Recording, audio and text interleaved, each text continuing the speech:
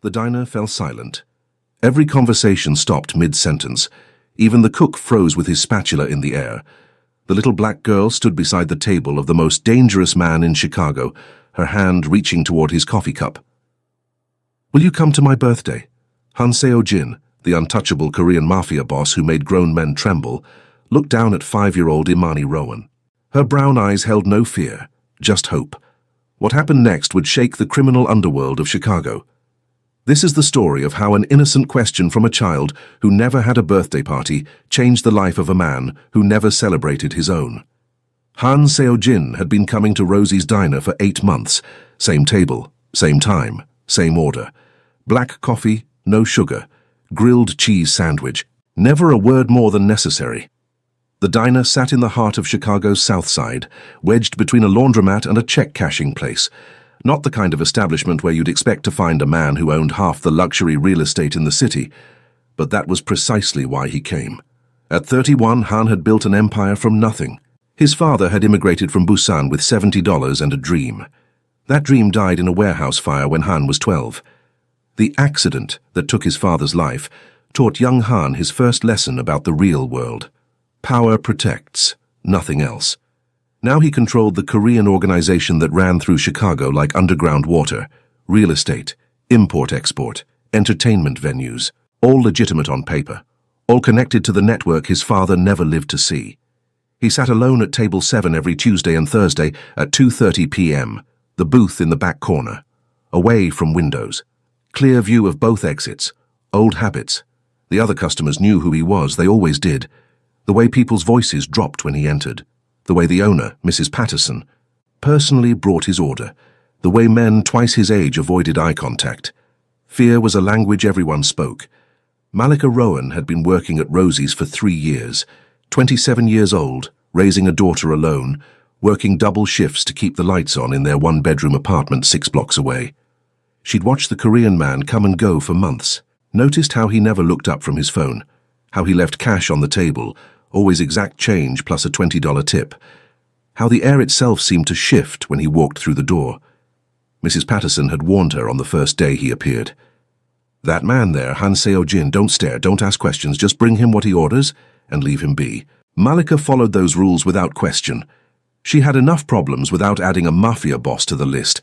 But today, her babysitter had cancelled last minute. No family nearby to call, no money to pay someone else. So 5-year-old Imani sat at the counter doing her coloring book, legs swinging, while her mother rushed between tables. Imani loved the diner. Loved the smell of bacon and coffee. Loved when Mrs. Patterson snuck her a cookie. Loved watching people come and go, making up stories about their lives. She'd noticed the man in the corner booth weeks ago, the quiet one who always sat alone, who never smiled but never seemed mean either, just sad, in a way that reminded her of the stray cat that used to sleep under their building's stairs. Her birthday was in 5 days, May 16th. She'd been talking about it for weeks, asking her mama about a party, about cake, about friends coming over. Malika had been dodging the questions with practiced ease. "We'll see, baby. Maybe this year. Let mama think about it." But Imani was smart for 5 years old. She'd noticed how her mama's face got tight when she asked, how the promises got vaguer each time. This morning she'd tried again at breakfast. "Can we have a party, Mama? Just a small one?" Malika had been staring at the overdue electricity bill on the table. $347, due in 4 days. She had $98 in her checking account and another shift's worth of tips in her purse. "Baby, I don't think we can do a party this year," she'd said quietly. Imani's face had fallen. "Not even a little one? With just you and me?" "I can't even afford a cake right now, sweetheart." The words had come out sharper than intended. Malika had immediately pulled her daughter close. "I'm sorry, Mama's just tired. We'll figure something out, I promise." But Imani had seen her mother's eyes, red-rimmed from crying the night before when she thought her daughter was asleep. So when Imani saw the lonely man in the corner booth, something clicked in her 5-year-old mind. He was alone. She was going to be alone on her birthday. Maybe being alone together was better than being alone separately. Malika was at the register ringing up an order when it happened. Imani slid off her stool at the counter. She walked across the diner floor, her light-up sneakers blinking pink with each step, past the families in their booths, past the construction workers at the window seats, straight to table 7. The entire diner seemed to hold its breath. Han Seo-jin was reading a text from his lieutenant about a shipment coming in from Seattle. His coffee sat cooling in front of him. He didn't notice the small figure approaching until a shadow fell across his phone. He looked up. A little black girl with cornrows and a purple dress stood beside his table. She couldn't have been more than 5. Her brown eyes studied him with the kind of directness only children possess. "Hi," she said simply. Han stared at her. In his entire life, no one had approached his table uninvited. Grown men crossed the street to avoid him. Business rivals sent intermediaries rather than face him directly. Even his own people kept a respectful distance unless summoned. This child walked up to him like he was anyone else. "Will you come to my birthday?" Imani asked. The question hung in the air like smoke. Han's mind, trained to analyze threats and calculate responses in microseconds, went completely blank. He opened his mouth. No words came out. Imani smiled at him. The kind of smile that hasn't learned about danger or betrayal or the weight of the world. "It's on Saturday," she added helpfully. Then she turned and ran back to her coloring book, light-up shoes blinking all the way. The diner remained frozen for exactly 3 more seconds. Then Malika saw where her daughter had been. Her blood turned to ice. She practically ran to table 7. "Mr. Han, I am so sorry." The words tumbled out in a rush. "She doesn't understand. She's just a kid. Please, I'm not trying to bother you. I'm not asking for anything. There won't even be a party. I can't afford a cake. I shouldn't have brought her to work. I'm sorry." She was talking too fast, hands shaking, eyes darting between his face and the exit. Han listened to every word, watched how she held herself, saw the exhaustion in her eyes, the worn sneakers, the name tag that said Malika in fading letters, the fear that had nothing to do with him and everything to do with the weight she carried alone. For the first time in 8 months, Han Seo-jin spoke more than 4 words in this diner. "What's your daughter's name?" Malika blinked. Of all the responses she'd expected, a question wasn't one of them. Imani," she stammered. "Her name is Imani." Han nodded slowly. His dark eyes moved from Malika to the little girl at the counter, now completely absorbed in coloring what looked like a rainbow. "How old?" "She'll be 6, on Saturday." Malika's voice was barely above a whisper. "Mr. Han, really, you don't have to." "I didn't say I would come." His tone was neutral, not cruel, just factual. "I asked how old." Malika swallowed hard. "Right, of course, I'm sorry." She turned to leave, but his voice stopped her. "Ayu said there's no party." It wasn't a question, but she answered anyway. "No, sir, I work double shifts just to keep us fed. Can't afford extras right now." "When's your shift end?" The question threw her completely off balance. 9 tonight." "Why?" Han pulled a business card from his wallet, plain white, just a phone number embossed in black ink. "Call this number tomorrow morning, 9 a.m. Malika stared at the card like it might explode. "I don't understand." "You will." He stood, dropping 2 20s on the table for a $12 meal. "Tell Imani I said happy birthday." Then he walked out of the diner, leaving Malika holding a business card and 100 questions. She didn't sleep that night. The card sat on her nightstand, glowing in the dark like some kind of cursed object. What did he want? Why did he care? Men like Han Seo-jin didn't do kindness. Everyone knew that. But he'd said to call. And something in his voice hadn't sounded threatening. At 8:45 the next morning, Malika sat on her bed with her phone in her hand. Imani was eating cereal in front of cartoons, oblivious. At exactly 9 a.m., she dialed. The phone rang twice. "Ms. Rowan?" A woman's voice, professional and crisp. "Mr. Han is expecting your call. Please hold." Before Malika could respond, classical music filled her ear. She almost hung up. Almost. Then Han's voice came through the line. "You called. You told me to." "I did." A pause. "Do you trust me?" "I don't even know you." Smart answer. She could hear something in his voice that might have been approval. "I'm sending a car to your address at noon. It will take you and Imani somewhere. You can say no. The car will leave. You'll never hear from me again." Malika's heart hammered against her ribs. "Where?" "Shopping. I can't afford—" "I didn't ask if you could afford it." His voice was firm, but not harsh. Their child should have a birthday party, that's all. Why do you care? The line went quiet for so long she thought he'd hung up. Because nobody came to mine either, he said finally. Noon, black SUV, driver's name is Jay, your choice. He hung up. Malika stared at her phone. Every instinct screamed to ignore this. Men like him didn't help people. They used them, controlled them, destroyed them. But another part of her, the part that had watched her daughter's face fall when told there'd be no party, the part that was so tired of failing, whispered, "What if?" At 11:58, she stood at her apartment window with Imani, watching the street. At noon exactly, a black SUV pulled up. "Is that for us, Mama?" Imani's eyes were wide.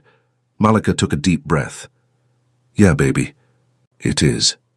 The driver, Jay, was a Korean man in his 40s with kind eyes and a professional smile. He opened the door without a word, helped Imani into her car seat, and drove them to Michigan Avenue, to a children's boutique that Malika had only ever walked past quickly, not daring to look too long at price tags. A woman in an elegant dress greeted them at the door. "Ms. Rowan, Mr. Hans sent us your daughter's measurements. We have several party dresses prepared. Would Imani like to choose?" Imani looked at her mother with such hope that Malika couldn't find words. She nodded. For the next hour, Imani tried on dresses, pink ones, purple ones, one with butterflies. The staff treated her like a princess. Malika sat in a velvet chair, watching her daughter spin and laugh and forget, just for a moment, about late rent and overdue bills. "This one, Mama." Imani held up a lavender dress with layers of tulle. "Can I really have it?" Malika's eyes burned with tears. "Yeah, baby, you can really have it." They left with the dress, matching shoes and a hairbow. The woman at the counter assured Malika everything was paid for. No receipt needed. Next, the driver took them to a bakery. Not just any bakery. The kind where wedding cakes sat in windows like art. A baker showed them photos. "Mr. Han said to make whatever Imani wants." Imani chose a 2-tier cake with rainbow frosting and edible butterflies. By the time they returned home at 4 p.m., Malika felt like she'd entered an alternate reality. She found Han's number in her phone. Called it. He answered on the first ring. "Did she choose a cake?" "Mr. Han, I can't let you—" "It's done. Not cold. Just final." "Is there somewhere you'd like to have the party? Your apartment? A park?" Malika looked around her tiny living room. "I don't know. I've never—" "The restaurant on 5th. Hayes Place. It's mine. I'll have it prepared for Saturday, 2 p.m. Invite anyone you want." "I don't have anyone to invite." The admission hurt to say out loud. Silence. "Then it'll be you, Imani, and me," Han said quietly. "If that's acceptable." Malika's throat tightened. "Why are you doing this?" "Because I can, and because she asked." A pause. "I'll see you Saturday, Ms. Rowan." He hung up before she could respond. Malika sat on her couch surrounded by shopping bags and cried, not from sadness, from something she'd almost forgotten existed. Hope. Saturday arrived with sunshine that felt intentional. Malika woke at 6 a.m., despite the party not starting until 2. She couldn't sleep. Nerves mixed with disbelief, mixed with something dangerous. What if this was real? She'd spent the last 3 days in a fog, going through the motions at work, answering Imani's endless excited questions, trying not to think too hard about the Korean Mafia boss who'd turned their world sideways with a business card and a memory of lonely birthdays. Mrs. Patterson had noticed. "You okay, sweetie? You seem distracted." "Just thinking about Imani's birthday," Malika had said, which was true. "You figure out something for her?" "Yeah, someone's helping us." Mrs. Patterson's eyebrows had risen. "Someone?" Malika had just smiled and kept pouring coffee. Now, standing in her bathroom mirror at 7 a.m., she studied her reflection. She'd bought a dress, not an expensive one, just something from the Target clearance rack, but it was new.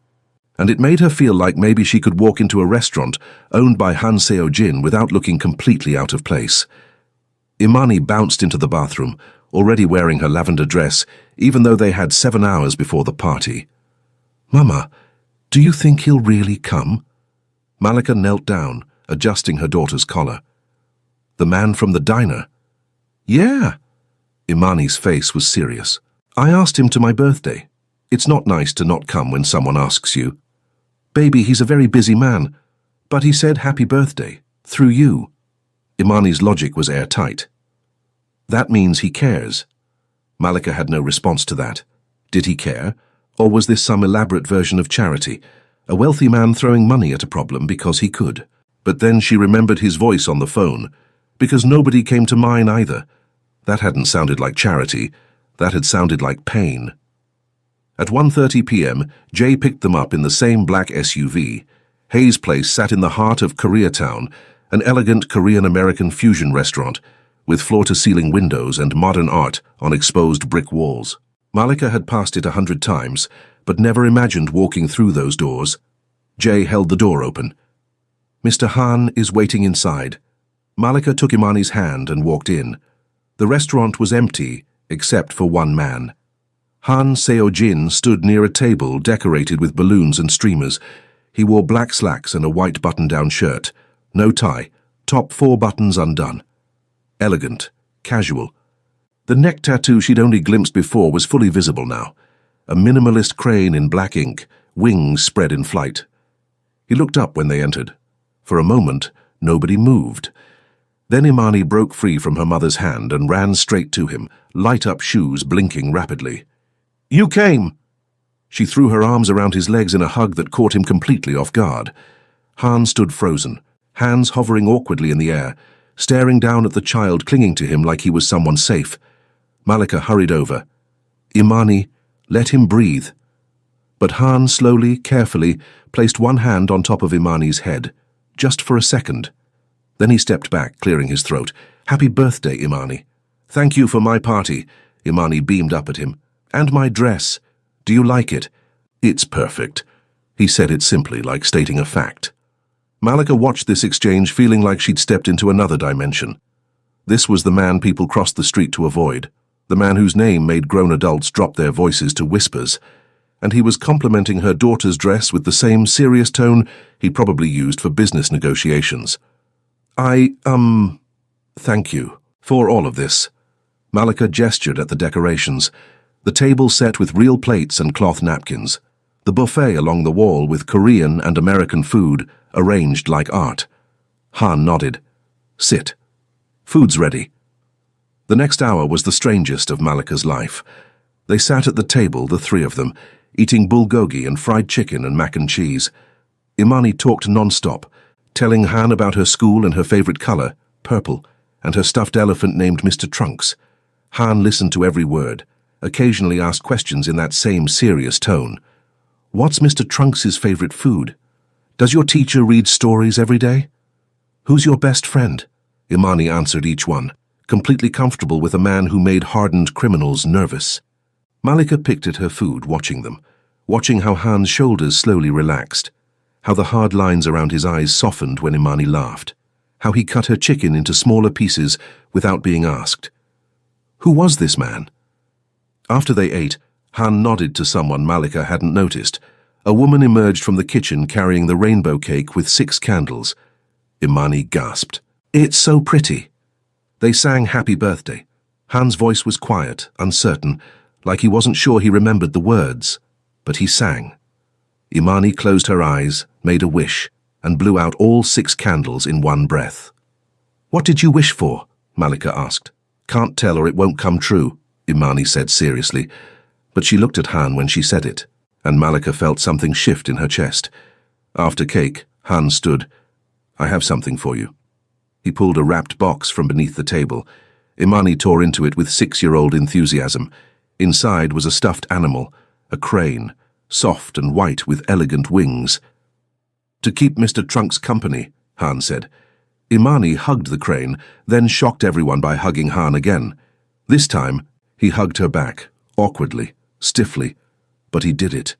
When Imani ran to show her mother the crane, Han and Malika stood alone for a moment. "Thank you," Malika said softly. "This was more than I could have ever given her." Han looked at Imani, now making the crane and elephant talk to each other. She deserved a birthday. "So did you," Malika said before she could stop herself. His eyes snapped to hers, dark, guarded. But something flickered there. Recognition, maybe. Or grief. "Yeah," he said quietly. "I did." The party ended at 4:30. Imani had crashed on the booth seat. The crane clutched to her chest, exhausted from excitement. Han carried her to the SUV. Malika watched him move carefully, making sure not to wake her, and felt that dangerous thing in her chest expand. "I can take her," she said.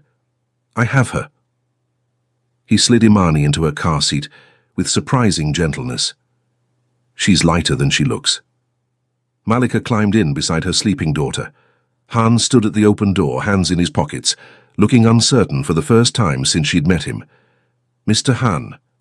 "Just Han." He said it quietly. You don't have to call me Mr. Han." The name felt strange on her tongue, personal. "I don't know how to thank you." "You don't have to. But it was everything." Her voice cracked. "She'll remember this forever." "Good." He stepped back. "Jay will drive you home." He started to close the door. "Wait." Malika didn't know what made her say it. "Would you maybe want to come to the diner? For coffee, like before?" Han studied her face. "I don't think that's a good idea." The rejection stung more than it should have. "Right, of course, you're busy." "It's not that." He looked away. "People like me don't have friends, Ms. Rowan. It's safer that way." "For who? For everyone." He closed the door gently and walked back into the restaurant. Malika watched him go, feeling like something important had just slipped through her fingers. Over the next 2 weeks, Han didn't return to the diner. His usual table sat empty every Tuesday and Thursday at 2:30. Malika found herself looking at it more than she wanted to admit. Mrs. Patterson noticed. "Your Mafia boyfriend stopped coming." "He's not my boyfriend, and yeah, I guess he found a better lunch spot," but it bothered her, more than it should. Imani asked about him every day. "When can I see Han again? Do you think he liked my party? Can we invite him for dinner?" "Baby, he's a very busy man. He did something really nice for us, but now he has to go back to his life." "But I want him in our life," Imani said with 6-year-old certainty. Malika didn't have an answer for that. On the 3rd week, a man in a suit came into the diner during Malika's shift.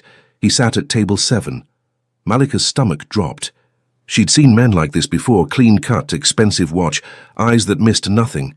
He ordered coffee. When she brought it, he pulled an envelope from his jacket. "From Mr. Han." Malika's hands shook as she took it. "Is he okay?" The man's expression didn't change. "He's fine. He wanted you to have this." Inside was a check, $10,000. Malika's knees nearly gave out. "I can't accept this." "It's not charity." The man's voice was neutral. "Mr. Han said you mentioned late rent and bills. Consider it payment for services rendered." "What services? I didn't do anything. You invited him to a birthday party." The man stood, leaving $20 for a $3 coffee. "Mr. Han said that's worth more than money. But since you need money, this is his way of saying thank you." He left before Malika could protest. She stared at the check for the rest of her shift. $10,000. Enough to catch up on rent, pay off her debts, maybe even save some. But it felt wrong. Like accepting this would mean accepting that whatever had happened between them was over. Paid for. Done. That night, she called the number on the business card. The same professional woman answered. "Mr. Han isn't taking calls. Please, just tell him I need to talk to him." "I'm sorry, Ms. Rowan, he was clear." The line went dead. Malika sat on her couch, the check on the coffee table, and realized something that scared her. She didn't just want to thank him. She wanted to know him. The man who listened to a 6-year-old talk about stuffed animals, who sang happy birthday like he'd forgotten the melody, who looked at her daughter like she mattered. She wanted to know what made someone build walls that high, and maybe, possibly, help him tear a few of them down. 3 days later, she went to Hai's place. The hostess looked nervous when Malika asked for Han. "He's in a private meeting. Tell him Malika Rowan is here. If he doesn't want to see me, I'll leave." 5 minutes later, the hostess returned. "Follow me." She led Malika to an office in the back. Han sat behind a desk, papers spread everywhere, phone to his ear. He held up one finger. "Wait." Malika waited. He finished his call and looked at her. "You shouldn't be here." "I know." "Then why are you?" Malika pulled the check from her purse and placed it on his desk. "I can't take this." "Why not?" "Because it feels like you're paying me to go away." Han's jaw tightened. "That's not what this is." "Then what is it?" He stood, walking to the window. "It's me trying to do something good without making it complicated. Life is complicated, Han. My life gets people hurt. He turned to face her. You and Imani deserve better than that. Don't I get a say in what I deserve? No. His voice was hard, final. You don't understand what I am, what I do. So explain it to me. I can't. Won't. Same thing. He moved toward her and she saw something break behind his eyes. I liked being at that party.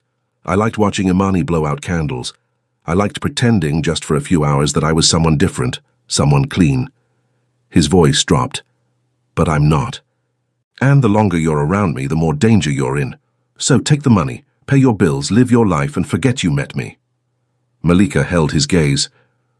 What if I don't want to? Then you're not as smart as I thought you were. The words should have stung, but they didn't. Because she saw the truth in his eyes. He was pushing her away to protect her. And that meant he cared enough to try. Keep the money, she said quietly, but I'm not forgetting you, and neither is Imani. She walked out before he could respond. Han didn't go to the diner for 6 weeks. He threw himself into work, closed 3 deals, expanded operations into Detroit, kept his mind busy and his schedule full. But every Tuesday and Thursday at 2:30, his phone would buzz with a photo from an unknown number. Week 1, Imani at school holding up a drawing. She made this for you. Week 2, Imani with the crane he'd given her. She says hi. Week 3, Imani eating cake. We're celebrating nothing, just wanted to. Week 4, Imani at the park. She asked when you're coming back. Malika never added commentary, never asked for anything. Just sent the photos and let him decide what to do with them. Han saved every single one. His lieutenant Min-jae noticed. You've been distracted. I'm fine.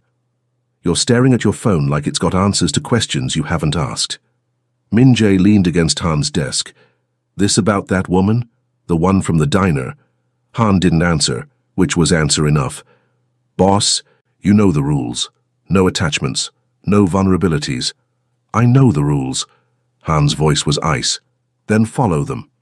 Min-jae straightened, or change them. After he left, Han sat alone in his office, staring at the latest photo. Imani with missing front teeth grinning at the camera. Changed the rules. He'd built his entire life on control, on distance, on never letting anyone close enough to be used against him. But that little girl had walked up to his table and asked him to her birthday party like he was just a person, like he mattered. And her mother had looked at him like maybe he could be more than what he'd become. Han made a decision. The next Tuesday at 2:30 p.m., he walked into Rosie's diner. The place went quiet, same as always, but this time Malika looked up from the register and smiled, just smiled, like she'd been expecting him. He sat at table 7. She brought him coffee without asking. Set it down. Thought you'd found a better lunch spot. There isn't one. Flattery will get you free refills. She pulled out her order pad. Grilled cheese? And whatever Imani would like, if she's here. Malika's smile widened. She's at school, but I'll tell her you asked. Han nodded. Then, before he could overthink it, my birthday is next month, August 7th. Malika blinked. Okay? I've never had a party. Never celebrated it. He looked at her directly. Imani asked me to hers. Would she like to plan one for mine? Malika's eyes went soft. Han, I'm not good at this. At people. At letting anyone in. He gripped his coffee cup. But I don't want to be alone anymore, and you two make me think maybe I don't have to be. Malika sat down across from him, breaking every diner protocol. You know this is crazy, right? You're a Mafia boss. I'm a single mum waitress. This doesn't make sense. Nothing in my life makes sense. He looked at her, really looked at her. But when I'm around you and Imani, I feel like maybe it could. We come with complications. So do I. Malika laughed, quiet and real. That's an understatement. Is that a no? She reached across the table and placed her hand over his. That's a yes. We'll plan you a birthday party, but you have to promise me something. What? That you'll actually celebrate it. No phones, no work. Just you and us and cake. Han looked at their hands. Hers was smaller, warmer. Everything his wasn't. I promise. Over the next month, Han learned what it meant to have people who cared. Imani insisted on making his birthday invitations herself, crayon drawings of cranes and butterflies. Because you gave me a crane, so now you're part of the crane family. Malika taught him how to relax, how to sit in her tiny apartment eating takeout, while Imani showed him her schoolwork, how to laugh at animated movies he'd never bothered watching, how to just exist without calculating every word. He taught Imani basic Korean phrases, taught Malika about his parents, his childhood, the loneliness that had shaped him, told her things he'd never told anyone. And slowly, the walls came down. August 7th arrived with thunderstorms. Han woke in his penthouse alone as always and checked his phone. 17 messages from Malika and Imani, photos of decorations, updates on the cake. Imani's voice memo. "Happy birthday, Han. We're making your party so special." He smiled. Actually smiled. Because for the first time in 31 years, his birthday mattered. The party was at Malika's apartment, small, intimate, just the three of them. Imani had made a banner, "Happy Birthday, Han," in letters that got progressively smaller as she ran out of space. The cake was store-bought, nothing like the masterpiece he'd gotten for Imani, but it said "Happy 31st Birthday" in blue frosting, and had been chosen with care. They sang to him, Imani's voice high and off-key, Malika's soft and warm. Han closed his eyes and made a wish. Not for money, not for power, not for control, for this, for more moments like this, for a life that included birthday parties and crayon drawings and people who saw him as more than the monster he'd had to become. He blew out the candles. Imani clapped. "What did you wish for?" Han looked at her, then at Malika. "Something I didn't know I could have." "What?" "A family." Imani threw her arms around him. "You have us now." Malika's eyes filled with tears. "Yeah, you do." Han held Imani, met Malika's gaze over her daughter's head, and felt something he'd forgotten existed. Peace. 6 months later, Han Seo-jin still went to Rosie's diner every Tuesday and Thursday, but now he didn't sit alone. Imani sat across from him, doing homework while he answered emails. Malika brought them both coffee and grilled cheese, sneaking kisses to Han when she thought no one was looking. Mrs. Patterson watched from behind the register, shaking her head with a smile. "Never thought I'd see the day." The man who'd been untouchable had been undone by a 5-year-old's invitation. His business hadn't changed. He was still Han Seo-jin, still powerful, still feared. But now he had something to come home to, someone to protect, a reason to be better than what the world had tried to make him. Imani looked up from her math worksheet. "Han, is 7 times 8 56? "Close. 56 is 7 times 8. "That's what I said," Malika laughed, squeezing his shoulder as she passed. Han looked around the diner, the same place he'd hidden in for months, trying to be invisible. Now it was where his life had started, all because a little girl hadn't been afraid to ask a simple question. "Will you come to my birthday?" The answer had changed everything. The answer would always be yes.